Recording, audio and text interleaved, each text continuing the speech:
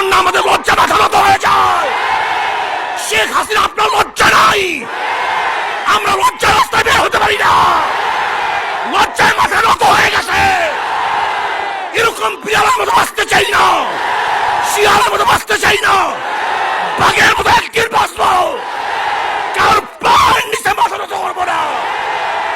BSF আজকে আমার র্যাবকে প্রহিত করবে, তাদেরকে মারবে, সহ্য করা যায় না।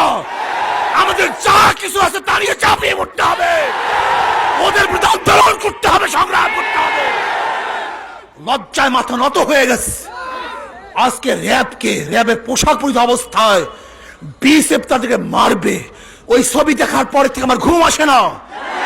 আমি লজ্জিত, আমি শঙ্কিত, আমার খারাপ লাগতেছে। বেঁচে থেকে লাভটা কি? বেঁচে থেকে লাভ কি?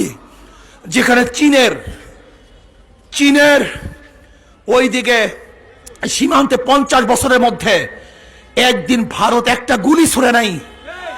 যেখানে পাকিস্তান তাদের শত্রু, তাদের প্রতি গুলি ছোড়ার সাথে সাথে